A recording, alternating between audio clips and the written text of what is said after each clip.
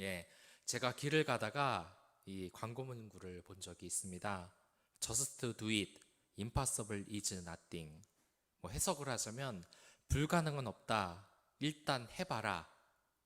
여러분들 이 말의 의미가 대체 어떻다고 생각을 하십니까? 살다 보면 내가 정말 이 할 수 없다는 일이 있을 수 있습니다. 그런데 피하고 싶지만 피해서는 안 되는 그러한 일을 여러분들 겪어보신 적 있으십니까? 그것을 시도해 보신 적이 있으십니까? 아니면 용기가 없어서 무너져 내리십니까? 제가 초등학교 2학년 때 학교에 광고가 붙었습니다. 학교에서 테니스부가 신설이 된다고 했어요. 그 당시 별로 재미있는 것이 없던 때라 저를 포함한 제 친구들과 많은 아이들이 이 테니스부에 지원을 했고, 모집 당일날에 정말 많은 어린이들이 몰린 겁니다. 선생님은 여러 학생들을 둘러봤습니다. 그리고 몇몇 눈에 띄는 아이들 보고 주먹을 쥐어보라고 하더라고요. 그리고 주먹이 좀 큰 아이를 제외하고는 모두들 집에 보냈습니다. 이 선생님이 왜 그랬냐면 테니스부 선수가 되려면 체력적으로 건장하고 손이 큰 아이들이 적합하다고 생각을 했기 때문입니다. 저는 그때 굉장히 속이 상했어요. 제 친구는 덩치가 커서 테니스부에 들었는데 저는 왜소했던 체력 때문에 탈락을 하고 만 것이죠. 그런데 나중에 계속해서 이것이 저에게 아픔으로 다가오는 사건이 많았어요. 크면서 제가 체력적으로 다른 아이들보다 좀 밀리는구나. 이것은 내가 할 일이 아니구나 하면서 이 운동하는 것과도 계속 멀어지게 되더라고요. 나중에 군대에 있을 때 선임병이 저에게 이 바벨을 들어보라고 한 적이 있습니다. 그러나 그 무시무시하게 생긴 바벨을 제가 어떻게 드느냐고 못 듣는다고 했어요. 그러나 이 선임병이 시키니 억지로 들어 올리라는 말에 저는 이 바벨을 선임병이 누워있는 저에게 건네주자마자 이게 너무 겁이 먹어서 이 바벨을 제 손에 잡자마자 손으로 놓아서 던져버리고 말았습니다.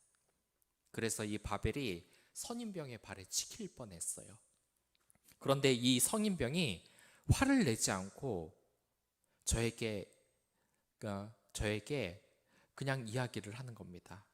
너는 참 하지도 않고 못한다고 생각을 하냐.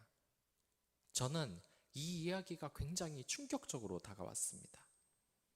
사실 살아가면서 내가 못하는 것은 다 못한다고 생각했습니다. 시도를 하지 않았던 것이죠. 여러분들은 그런 생각이 들지 않으십니까? 하지 못한다고 생각한 일이 사실은 되는 것이고, 실제로 용기를 내보면 아무것도 아니라는 것. 나중에 이 선임병이 바벨을 한번 저보고 들어올려 보라고 했어요. 아까 전에 던졌던 그 바벨을 들어보니까 들 수 있었던 것입니다. 저희 인생을 살펴보자면 늘 포기가 빨랐던 것 같습니다. 나는 뭐 힘도 없고 머리도 나쁘고 시도하지도 않고 저희 조건, 환경 때문에 모든 것을 못하다고 생각했어요. 그렇기에 더 이상 발전이 없는, 매력이 없는 어른이 되어갔죠. 그러나 나중에 믿음을 갖기 시작하고 이 하나님의 일을 하면 마음이 두근거리고 제 자신을 깨는 시도를 참 많이 했던 것 같습니다. 나도 노력하고 시도하면 뭐든지 할 수 있는 사람이 아닐까. 그저 몇 번 시도하고 안 된다고 늘 포기하는 인생을 살지 않았을까. 혹시 하나님께서는 나에게 세상을 바꿀 만한 은사를 주시지 않았을까? 하나님이 그러한 은사 여러분들에게도 각각 주십니다. 하나님이 왜 그러한 은사를 주실까요? 하나님이 그러한 은사를 주시는 이유는 이 세상이 이 개인적인 문제뿐만 아니라 국가적인 위기 상황을 겪고 있고, 이것을 우리에게 은사를 주셔서 이것을 너희들이 극복해내라는 뜻이 있는 겁니다. 지금 이스라엘은 최고의 지도자인 사울 왕이 악령에 시달리고 있습니다. 이 국가적으로 엄청난 위기 상황이 닥친 겁니다. 그리고 블레셋의 최대 적수 골리앗이 이때 나타나 그들을 위협하고 있습니다. 우리가 하나님의 은사를 받는 것은 용기 내어 골리앗과 같은 위기를 이겨나가라는 이 하나님의 뜻이 있는 것입니다. 세상 사람들은 이 위기를 이겨낼 수 있을까요? 아닙니다. 이 세상 사람들의 최대 약점은 모든 것을 이 보이는 물질로만 생각하며 해결책을 찾는 것입니다. 언제나 먹고 살기 힘든데라는 말을 붙이고 사는 것이죠. 그러나 우리가 바로 알아야 됩니다. 우리 세상은 지금 사울왕이 악령에 시달리고 있는 것처럼 우리 사회 전체에 뿌리 내리고 있는 악의 세력이 지배를 하고 있다는 거예요. 그렇기에 이 영적인 문제를 바라보고 해결해야 할 책임이 우리에게 있는 것입니다. 남들이 힘들어할 때 강력한 영적 싸움에 선두에 서서 싸우는 리더가 우리가 되어야 한다는 것입니다. 필요한 것은 좋은 몸과 머리와 환경이 아닙니다. 하나님의 뜻에 사는 믿음과 용기라는 것입니다. 아무도 하지 못할 일을 하는 것을 이 시도에서 새로운 개척자의 길을 만드는 그 임무야말로 사역자 여러분들의 가장 큰 영광입니다. 내가 아니면 선두로 나서지 않으면 안 되는 겁니다. 나만큼 하나님을 알고 의지하고 믿는 사람이 이 세상에 없기 때문에 내가 선두에 나서야 되는 겁니다. 마찬가지로 아무도 겁을 내서 가지 못하는 길을 가는 것은 이 군인에게도 최고의 명예입니다. 이 미국에는 레인저 연대라는 특수부대가 있습니다. 이 부대에서는 하나의 구호가 있어요. 레인저가 선두에 선다. 정말 가능할 것 같지 않은 그런 상황에서 이 레인저 부대원들은 전진하며 불가능을 가능으로 만드는 업적을 만들어냈습니다. 이 가장 유명한 전쟁이 D-Day로 노르망디 이 해안에 독일군 포대, 이 포대가 뒤쪽으로 옮겨서 도저히 점령할 수 없을 것 같았던 그들을 자신들이 선두에 서서 이것을 무너뜨렸어요. 그래서 이 레인저가 선두에 선다는 이 자부심은 현재까지 그 명예를 계속해서 유지하고 있는 부대가 바로 레인저입니다. 늘 외칩니다. 레인저가 선두에 선다. 만약 우리의 삶에 이렇게 선두에 서는 개척자가 없다면 우리의 인생은 어떻겠습니까? 아마 아무것도 변하거나 발전이 없는 밋밋한 인생이 아니겠습니까? 또한 용기를 내야 할 때 앞장서지 못한다면 우리의 삶은 앞으로도 전혀 변화가 없을 것입니다. 머털도사라는 만화가 있습니다.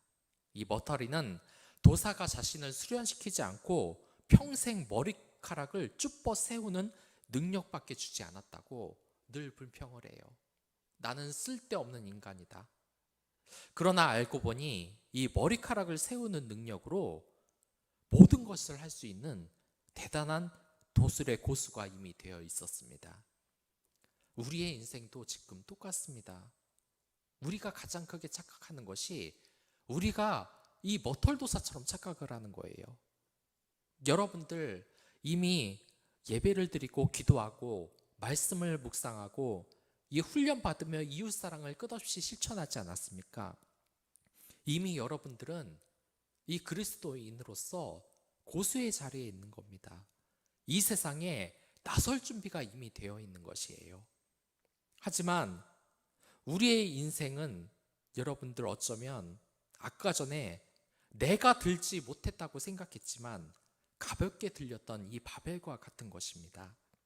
그저 하나님만 믿고 의지하면 못할 것이 전혀 없는데 겁을 내고 있어서 삶이 더욱 풍요로워지고 은혜로워질 이 기회를 우리가 지금 놓치고 있다는 겁니다. 우리의 삶에도 선두에서는 이 삶의 용기가 필요하다는 것이에요. 오늘의 이야기가 바로 그러한 이야기입니다. 이 다윗과 골리앗 이야기는 선두에서는 영광이 어떠한 것인지 그 용기가 얼마나 위대한 명예인지를 이야기해 주는 것입니다. 그러나 우리는 뭐든지 할 수 있다는 이 믿음과 현실 사이에 대한 이 괴리감이 너무나 큽니다. 물론 선두의 자리는 영광스러운 것입니다. 하지만 선두에 선다면 그 위험을 각오해야 하는 것입니다. 우리가 이 현실에서 정말 용기를 내어 선두에 서고 있습니까? 이문열의 소설 우리의 일그러진 영웅에서 한병태라는 학생이 서울의 명문 학교를 떠나 보잘것없는 작은 읍의 학교에 전학을 오게 됩니다. 그런데 그는 첫날부터 굉장한 혼란을 겪어요. 모든 것이 엄석대라는 학생을 중심으로 돌아가고 있는 것입니다. 아이들은 다 그 엄석대에게 복종을 해요. 엄석대는 싸움도 잘하고 공부도 잘하고 선생님의 신임을 얻습니다. 그는 반에서 아이들의 왕으로 군림을 하고 있어요. 여기서 한병태의 갈등이 시작이 됩니다. 그가 여태까지 겪어왔던 자유와 너무나 거리가 멀었던 것이기 때문입니다. 그래서 이 부당한 것을 담임 선생님에게 이야기를 해봐도 현실은 전혀 바뀌지가 않아요. 오히려 병태를 이상한 아이로 몰아가고 그가 따돌림을 받게 됩니다. 가족들까지 이 병태가 잘못됐다고 나무랍니다. 그리고 병태 역시 저행에 받지만 포기하고 처참하게 이제 그 앞에 굴복을 하면서 석대의 오른팔이 되고 맙니다. 나쁜 일을 나서서 도와준 것이죠. 이 소설은 의미하는 바가 아주 큽니다. 이게 단순히 학교에서만 일어나는 일이 아닙니다. 우리의 인생 자체를 말해주고 있어요. 우리가 이 사회를 살아가면서 진정으로 선구자로서 이 용기 내는 일이 과연 있기는 했는지 모르겠습니다. 사회 정의를 외치며 정말 나서야 하는 이 그리스도인이 이 세상에 왜 이렇게 잠잠한 것입니까? 오히려 병태처럼 세상에 측근이 되어 사는 것이 우리가 부러워하는 그런 모습이 아닙니까? 용기를 내라 하지만 현실을 봐라. 현실에 무너지는 것이 바로 우리의 모습이라는 것입니다. 지금 본문에서도 같은 문제가 발생합니다. 이스라엘과 이 블레셋은 엘라 골짜기에서 양갈래로 갈라져서 지금 힘의 균형을 이루고 있습니다. 그러나 이 균형을 깨는 일이 일어납니다. 이러한 힘의 균형이 있는 상태에서 골리앗이 나타나 2절에서 말하듯이 싸움을 도두는 자의 역할을 합니다. 이 악령에 시달려서 위기에 처한 이스라엘에게 드디어 엄청난 시련이 시작된 것입니다. 싸움을 도두는 자란 원어로 둘 사이에 있는 사람, 그러니까 1대1로 싸우자고 하는 자입니다. 한마디로 남자답게 붙어보자고 이야기를 하는 것입니다. 특히 이런 방식은 힘의 균형을 잃었을 때 나타나기 마련입니다. 여러 피해를 감수할 필요 없이 1대1로 대결을 해보자. 선두에 나설 한 사람이 1대1로 대결을 펼치는 것입니다. 남자답게 싸워야 하는데 한번 생각해 보십시오. 내 앞에 지금 2m 90cm의 괴물이 서 있다면 용기를 내기가 어디 쉽겠습니까? 이 스포츠에서는 체급에 따라 경기가 이루어집니다. 체급이 클수록 파괴력이 크기 때문에 체급차 없이 경기를 벌이는 것은 반칙이나 마찬가지예요. 그래서 라이트급, 헤더급 그렇게 다 체급이 나눠져 있는 겁니다. 골리앗과 싸우는 싸움은 이 체급적으로 아예 불공평한 싸우면 안 되는 싸움이에요. 골리앗의 키는 6규빗 한 뼘으로 나타나는데 이것을 환산하면 2m 90cm입니다. 그리고 70인경 사본이나 요세푸스나 쿰란 사본에서는 이 골리앗의 키를 4규빗 한 뼘, 2m 3cm 정도로 골리앗의 키를 말합니다. 키가 2m 90cm든 2m 3cm든 이게 얼마나 두렵겠습니까? 더군다나 고대에는 지금처럼 영양 상태가 좋지 않았을 텐데 말 그대로 거인이 지금 앞에 나타난 겁니다. 커다란 갑옷으로 무장을 하고 있고 앞에는 방패를 든 사람이 이 골리앗을 방어하고 있어요. 이미 방어를 하고 있고 날카로운 철로 된 이 창을 가지고 있습니다. 철기 문명으로 이미 첨단 장비를 모두 갖춘 것입니다.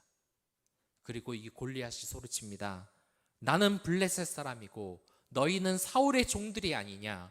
너희는 내 앞에 나설 만한 사람을 하나 뽑아 나에게 보내어라. 그리고 이어서 말합니다.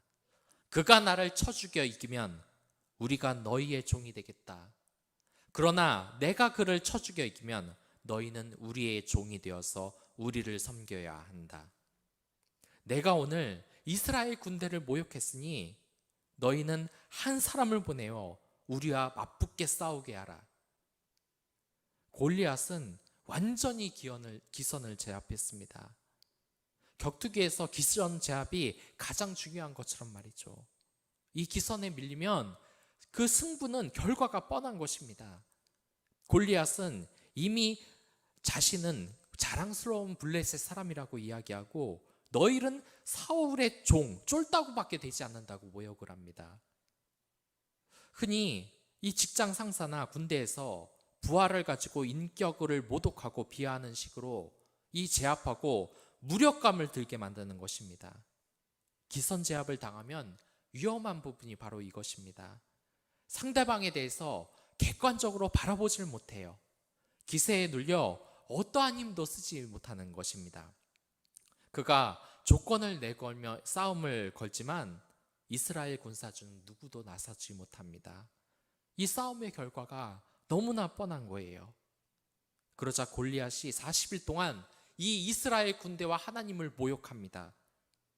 이미 이 싸움은 이스라엘의 진 것과 마찬가지입니다.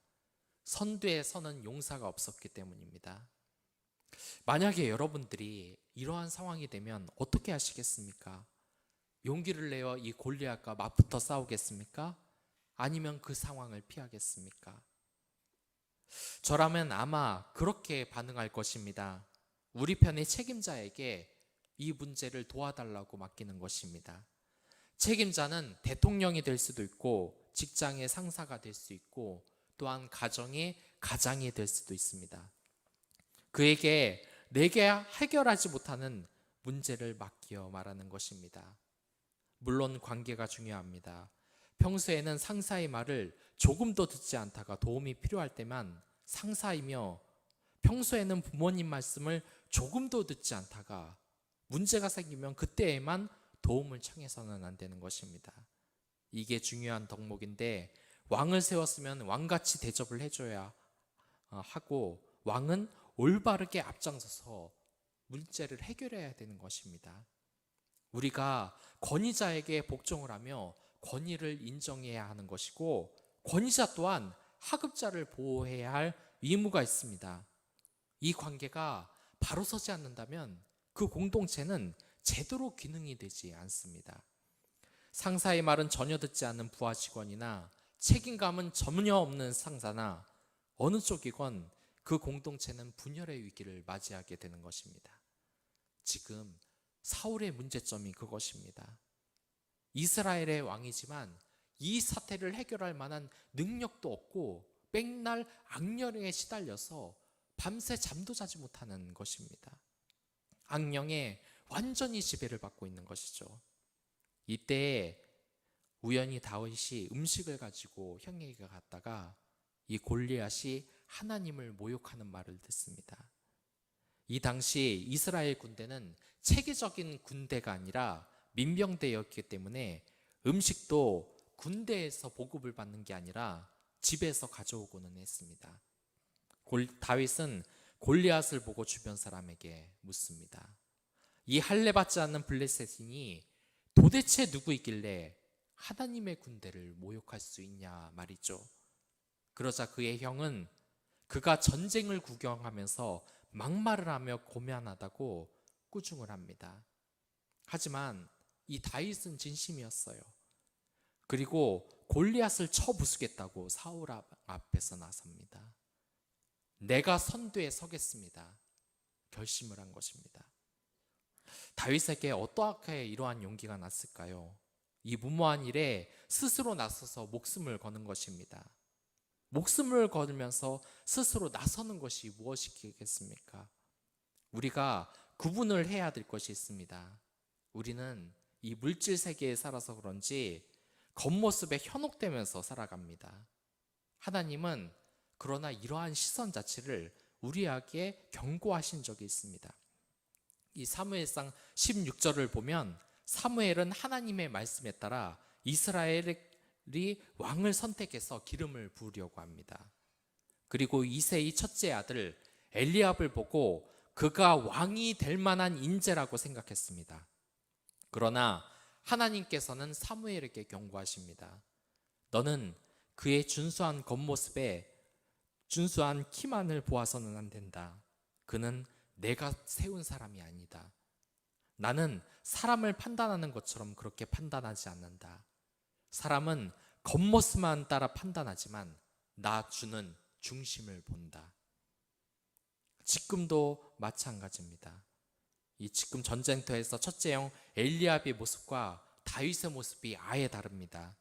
엘리압은 겁을 먹고 골리앗과 싸우겠다는 다윗에게 양은 돌보지 않고 건방지고 고집도 세며 전쟁을 구성꾸리 삼는다고 야단치고 모욕을 했습니다. 형 엘리압이 보기에 다윗은 세상 물정 모르는 어린이 같았던 거예요. 그러니까 축구 보면 축구의 프로 선수나 감독이 되는 것처럼 이야기하는 아저씨 같은 겁니다. 축구 보고 그때 슛을 때려야지 저것밖에 못하냐 쌍욕을 퍼붓는 아저씨 말이죠. 군대에 대해서 경험이 전혀 없는 하룻 강아지가 함부로 이야기를 한다고 지금 형 엘리압이 다윗을 모욕하는 겁니다. 그러나 이새의 아들 중 막내인 다윗은 그러한 것이 아닙니다. 그는 진정으로 용기 있는 자였습니다. 하나님의 바로 본 것이죠. 레인저 부대원처럼 내가 선두로 간다. 다윗은 용기가 있는 자였습니다. 그리고 이처럼 목숨을 걸고 용기를 내는 사람에게 하나님은 왜 축복을 주시는 걸까요? 이 남자는 아니 사람은 언제나 나서야 될 때가 있습니다. 설사 그것으로 인해 내가 파괴되고 망가질지라도 지켜야 할 것을 목숨 걸고 지켜야 할 때가 있습니다. 이제 전쟁을 벌이는 세대가 아니라고 해도 이러한 것은 우리의 상황에서 많이 터쳐요. 하나님이 주시는 이 용기로 우리가 용기를 내어서 선두로 나가야 할 때, 그때가 여러분들 어때인지 아십니까? 여러분들이 하나님을 믿고 하나님의 계명을 지킬 때입니다. 하나님의 사랑과 이웃의 사랑을 위해 나서는 것입니다. 앞장서는 것입니다. 이 진정한 용기는 호기를 부리는 것이 아니에요. 목숨을 걸고 하나님을 사랑한다면 이미 그 용기는 하나님이 주시는 겁니다. 많은 선교사들이 목숨을 걸고 하나님의 복음을 전했습니다. 그리고 저는 얼마 전에 충격적인 이야기를 들었습니다. 한 목사님의 자녀의 이야기였습니다. 목사님이 새신자 초청잔치를 기획 중이라서 자녀에게 대학 친구를 초청하라고 이야기를 했습니다. 그러자 자녀가 이야기를 했습니다. 나 사실 학교에서 기독교인이라는 것, 아버지가 목사라는 것 숨기고 다닌다. 그것이 얼마나 자신을 얽매이고 있는 족쇄인지 모른다고 울음을 터뜨렸습니다. 목사의 딸이라면 더 인격적이어야지. 목사의 딸이 왜 저래? 수근수근 그러한 시선을 회피하고 싶어 대학에 가서 자신이 그리스도인이라는 것을 말하지 않았던 겁니다. 물론 이 자녀의 심정도 인간적으로는 이해가 갑니다. 하지만 이것은 하나님을 사랑하지 않는 회개해야 할 큰 죄입니다. 이게 얼마나 큰 죄인지 하나님께서는 바로 당신을 구원하기 위해 하나님의 가장 소중한 외아들 예수 그리스도를 십자가의 제물로 삼으셨습니다. 우리를 너무 사랑하기에, 당신을 너무 사랑하기에 그렇게 한 것입니다. 그런데 그의 이름을 부끄럽다고 이름조차 말하지 못한다니요. 지금 다윗의 상황은 바로 그 십자가의 사랑과 같은 겁니다. 그가 화가 난 이유는 하나님을 진정으로 사랑하는 마음이 있었기 때문입니다. 하나님의 군대를 모욕하는 그 자에게 거룩한 분노가 지금 생기는 거예요. 저 또한 창피한 기억이 있습니다. 차를 타면 백미러에 달려있는 이 십자가를 숨긴 적도 있습니다. 직장에서 기도하는 모습을 보고 놀릴까봐 이 기도도 제대로 하지 않았던 적이 있습니다. 그러나 진정으로 사랑한다면 십자가를 사랑하십시오. 자랑하십시오. 자신이 사랑하는 사람이 있다면 그 사람을 자랑하고 싶은 것이 바로 사람의 정상적인 반응입니다. 그것을 숨기고 다닌다면 그 사람이 창피하기 때문이에요. 만약 다른 사람이 내 아내를 욕하는 모습을 볼 때 여러분들 어떻게 하시겠습니까? 그때는 여러분들 참을 때가 아닙니다. 거룩한 분노로 그와 맞서 싸워야 할 때입니다. 제가 말하는 것이 이겁니다. 사람은 언젠가 반드시 용기를 내어 선두에 나서야 할 때가 나옵니다. 설마 그것이 목숨을 바꾸는 일이라도 말입니다. 이 세상의 교회가 왜 세상을 못 바꾸는 것입니까? 진정한 하나님 사랑과 이웃 사랑이 없기 때문입니다. 예수님께서도 우리를 사랑하기에 십자가를 지셨습니다. 이 십자가의 사랑이 있어야만, 선두에 나서서 십자가를 져야만 모든 것이 바뀌는 것입니다. 선두가 나서면 그것이 새로운 길이 되는 것입니다. 김지찬 목사님은 이 장면에 대해서 이렇게 말씀하신 적이 있어요. 사무엘상 10장 22절을 보면 사울은 왕이 되었을 때 짐 뒤에 숨기를 원했습니다. 그러나 다윗은 사무엘상 17장 22절을 보면 짐을 지키는 자에게 맡기고 군대 앞으로 나섭니다. 여러분들, 우리는 짐 뒤에 숨는 자입니까? 아니면 짐을 덜어내고 앞으로 나서는 자입니까? 이 세상의 짐 때문에 용기를 못 내고 있습니까? 그 짐을 남에게 던져버리고 용기를 내십시오. 선두에 서는 영광을 놓치지 마십시오. 저는 20세 때 군대 선임의 구타에 제대로 반항을 하지 못했습니다. 또한 회사 상사의 부당한 처우와 인격 모독에 반항하지 못했습니다. 한 삼성의 간부는 여자가 보는 앞에서 자신을 드러내기 위해 자신의 부하자에게 술에 더러운 것을 타고 마시라고 했습니다. 그 사원은 잘 보이고 싶다는 생각에 굴욕적이면서도 그것을 마셨습니다.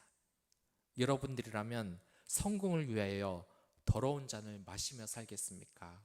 아니면 거절하시겠습니까? 그리스도인이라면 지켜야 할 것을 위해 용기를 내어 앞장서야 할 때가 옵니다. 그 용기가 없다면 복음 또한 이 세상에 전해지지 못할 것입니다. 정말 용기가 있는 사람이 되어서 하나님의 축복을 받는 사람이 되려면 여태까지 받았던 이 훈련을 계속하시기 바라겠습니다. 훈련을 위해 가장 중요한 것은 사랑에 대한 마음을 품는 것입니다. 이 다윗은 공과 사자로부터 양을 목숨을 걸고 지켰습니다. 사랑하지 않으면 이러한 용기가 나올 수 없는 겁니다. 사랑하면 이기적인 남자가 아버지가 되고 이기적인 여자가 어머니가 되는 것입니다. 내 모든 것을 줄 수 있고 목숨을 걸 수 있는 것입니다. 다윗이 사자를 죽였던 이유는 양을 진정으로 사랑했기 때문입니다. 사자를 죽이는 것은 진정한 용사임을 보여주는 표식과 같은 것이죠. 두 번째로, 자신의 상황을 보며 환경과 배경을 보지 마십시오.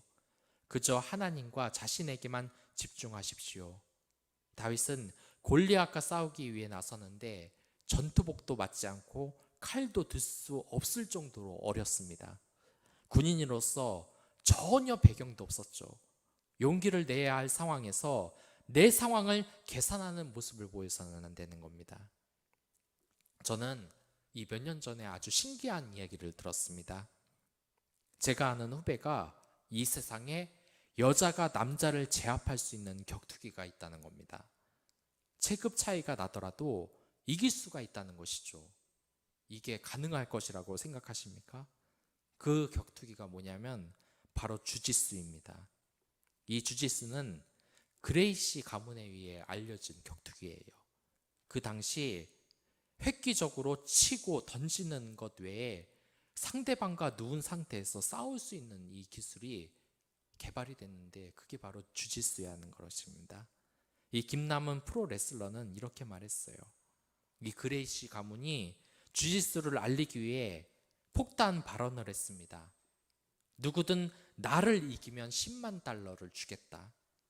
그날 이후 이 그레이시 가문의 주짓수 도장에 도전자들이 넘쳐나게 됩니다. 그래서 이게 발전을 해서 무규칙 격투기 UFC가 탄생을 했죠.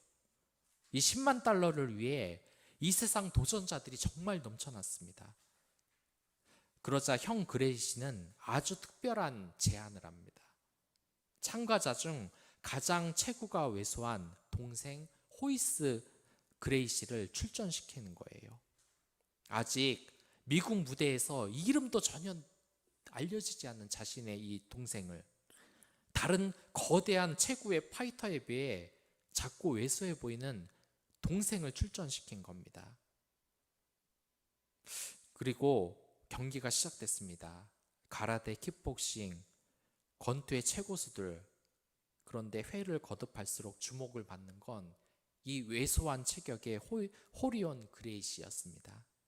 그는 자신보다 엄청나게 크고 무거운 상대들을 상대로 정말 마법과 같은 기술로 제압을 하며 연전연승을 거둡니다. 이 룰이 없는 극한의 격투기에서 이 그레이시가 가진 그 장점은 침착함이었어요. 이 제한된 공간에서 자신이 2배나 가까운 이 상대, 커다란 상대를 만나면 본능적으로 움찔하게 될 수밖에 없습니다.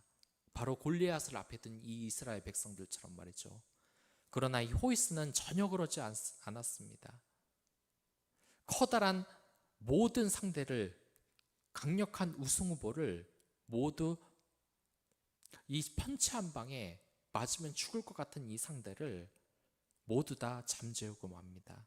이 초크로 말이죠. 모두 승리를 거둡니다. 결국 챔피언이 되죠. 이 다윗과 골리앗이라는 성경에 언급된 역전승의 쾌감이 대중들에게 알려지고 영광하기 시작했습니다. 더욱 놀라운 것은 모두 1라운드에서 이겼다는 겁니다. 그레이시 가문은 가문도를 그려가며 설명할 정도로 많은 주짓수, 격투기, 무술 챔피언들을 배출해낸 무술의 명가입니다. 그리고 이 그레이시가 등장할 때 그레이시의 이 트레인 마크를 가지고 다니죠. 그들은 자부심이 있었던 거예요. 아무리 체구가 작아도 자신이 이길 수 있다는 침착함과 자신감이 있었던 것입니다. 이 거인들을 제압했던 이 그레이시, 그가 있었기에 가능한 것이죠. 당시 거의 모든 무술은 눕게 되면 이미 승부가 끝나는 것이었습니다. 그런데 주짓수는 그 반대입니다.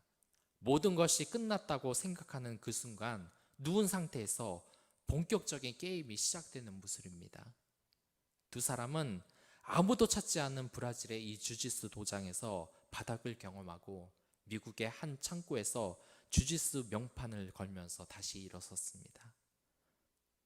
우리가 알고 있는 이 종합격투기의 시작인 것이죠. 여러분들의 인생이 정말 끝났다고 생각하십니까? 이제 세상을 향해서 너무 실패해서 무릎을 꿇고 누웠다고 시작하십니까? 여러분들, 하나님은 이 그레이시의 이야기를 통해서도 이야기하고 있어요. 여러분들이 누워있는 그 순간이 바로 본격적인 게임의 시작입니다. 이제 선두에 나설 때가 된 것입니다. 지금 이 세상을 보십시오. 이미 여러분들은 이 세상의 시험을 이겨낼 만한 자격이 있습니다. 다만 사탄의 계략으로 인하여서 여러분들을 지금 그 자신감을 잃어버린 것뿐입니다. 네가 세상을 바꾸겠다고, 선두에 서겠다고, 네 꼬락서니를 봐라. 너는 절대로 할 수 없어. 하지만 지금 이 세상은 여러분들을 진정으로 필요로 하고 있습니다. 바로 당신이 이 세상에 구원받지 못한 불쌍의 영혼에 불쌍한 영혼의 울부짖음을 바로 볼 수 있는 자예요.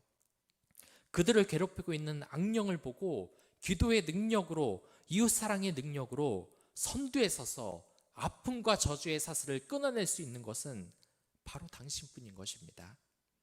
한 집사님이 이야기를 하시는데 자신의 아버지가 끝까지 예수를 믿지 않았다고 합니다. 불교 집안이었기에 이 예수를 영접하는 제사를 드리지 않는 이 집사님이 받은 핍박은 말로 형용을 할 수 없을 정도였습니다. 어렸을 때 교회에 가면 술을 먹고 아버지가 들어와서 행패를 부려서 예배가 엉망이 되었어요. 마음이 정말 무너졌을 겁니다. 가족들에게 예수쟁이라는 딱지가 붙고 핍박을 받은 것입니다. 그러나 이 집사님은 그럴수록 이 믿음을 더욱더 놓지 않았습니다. 가족 누구도 이 영적인 싸움을 하지 못할 때 홀로 선두에 서서 악령에 대정하여 기도를 했습니다. 그 믿음을 끝까지 버티고 이겨내어 임종 직전에 아버지에게 예수님을 영접시켰습니다. 주의를 한번 보십시오. 저 또한 여러분들 또한 믿지 않는 가족들과 사랑하는 사람들에게 이 믿음의 싸움에서 선두에 서서 이겨야 합니다. 사랑하는 사람들을 구하기 위해 이제 엘라 골짜기에 설 때입니다. 여러분들도 이제 각자의 엘라 골짜기에 있을 것입니다. 거기에는 무시무시한 골리앗이 서 있겠죠. 어느 누구도 두려워서 이 골짜기에 서려고 하지 않을 것입니다. 직장 문제, 가정 문제, 우울증, 슬픔, 이것을 약점으로 이어간 악의 세력이 이 세상을 이미 지배하고 있기 때문입니다. 이제 외치십시오. 내가 선두에 선다.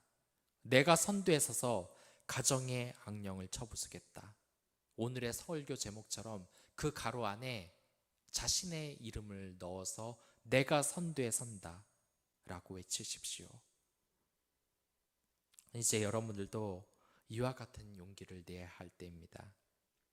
선두에 서서 이 세상을 변화시키기 위해 교회에서 이미 충분한 훈련을 받았습니다. 기도 훈련과 말씀 훈련, 그리고 그것을 가지고 이 세상에서 선한 일을 하며 그 영향력을 넓히는 훈련을 한 것입니다. 마치 다윗이 지금 아무 전쟁도 경험하지 못하고 골리앗에 나서지 않은 것처럼, 알고 보니까 이 다윗은 양치기 생활을 하면서 그 양을 잡아먹기 위해 오는 이 곰과 사자를 대적하여 목숨을 걸고 싸웠습니다. 여러분들도 이 훈련을 지금 받고 있는 겁니다. 예배, 말씀, 기도, 찬양, 제자 훈련, 묵상, 이웃사랑, 여러분들도 이미 다윗의 능력이 지금 안에 있어요. 자신을 믿으십시오. 하나님이 용기를 주시는 자신을 믿으시기 바랍니다. 선구자가 되시기 바랍니다. 이 세상을 바꾸는 교회의 역할, 선구자가 되시길 바라겠습니다. 오늘은 현충일입니다. 우리나라를 위해 목숨을 바친 이의 충성을 기념하는 날이죠.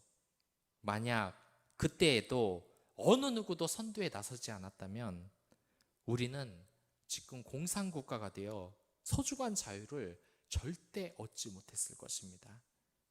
지금 영적인 전쟁이 정말 치열하게 벌어지고 있습니다. 그리고 이제 우리를 위해 서로 기도해 주시길 바라겠습니다. 이제 다윗과 같이 그러한 자가 나와야 하는 시대가 됐습니다. 기독교인들의 선한 영향력이 악의 세력을 쳐부술 때가 온 것입니다. 선한 데는 지혜롭고 악한 데는 미련하라. 악에는 지지 말고 선한 것으로 악을 이기라. 내가 선두에 선다. 그러한 여러분들의 인생이 되기를 바라겠습니다.